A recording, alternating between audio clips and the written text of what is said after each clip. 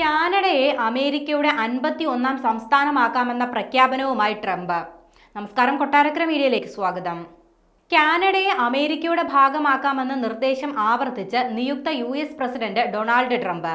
Canadian പ്രധാനമന്ത്രി Justin ട്രൂഡോയുടെ രാജിപ്രഖ്യാപനമുണ്ടായി മണിക്കൂറുകൾക്ക് ശേഷമാണ് നിർദ്ദേശം ആവർത്തിച്ച് ട്രംപ് രംഗത്തെത്തിയത്. കാനഡയെ അമേരിക്കയുടെ 51ാമത് സംസ്ഥാനമാക്കാമെന്നാണ് ട്രംപിന്റെ വാഗ്ദാനം. ഈ വർഷം പൊതുതിരഞ്ഞെടുപ്പ് നടക്കാനിരിക്കെയാണ് കനേഡിയൻ പ്രധാനമന്ത്രി ജസ്റ്റിൻ ട്രൂഡോ രാജിവെച്ചത്. പാർട്ടി പുതിയ നേതാവിനെ തിരഞ്ഞെടുക്കുന്നത് വരെ താൻ പ്രധാനമന്ത്രിയായി തുടരുമെന്നും ട്രൂഡോ വ്യക്തമാക്കി. അതേസമയം 2017 മുതൽ 2021 വരെയുള്ള കാലയളവിൽ അധികാരത്തിലിരുന്നപ്പോഴും ട്രംപിന് ട്രൂഡോയുമായി നല്ല ബന്ധമുണ്ടായിരുന്നില്ല.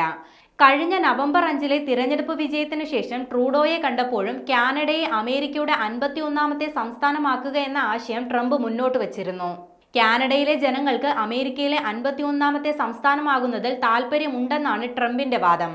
കാനഡ US-മായി ലയിച്ചാൽ നികുതികൾ കുറയുമെന്നും റഷ്യയുടെയും ചൈനയുടെയും ഭീഷണി ഉണ്ടാവില്ലെന്നുമാണ് ട്രംപിന്റെ വാഗ്ദാനം.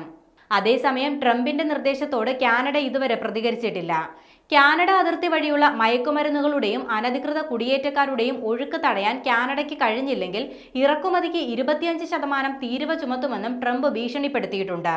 അതേസമയം കഴിഞ്ഞ 9 വർഷം അധികാരത്തിലിരുന്ന ശേഷമാണ് ജസ്റ്റിൻ ട്രൂഡോയുടെ പടിയിറക്കം. ജസ്റ്റിൻ ട്രൂഡോ ലിബറൽ പാർട്ടിയുടെ തലപ്പത്ത് നിന്ന് സ്ഥാനം ഒഴിഞ്ഞേക്കുമെന്ന റിപ്പോർട്ടുകൾ നേരത്തെ തന്നെ പുറത്തു വന്നിരുന്നു. ജനപ്രീതി കുത്തനെ ഇടിഞ്ഞ സാഹചര്യത്തിലാണ് ട്രൂഡോയുടെ രാജി.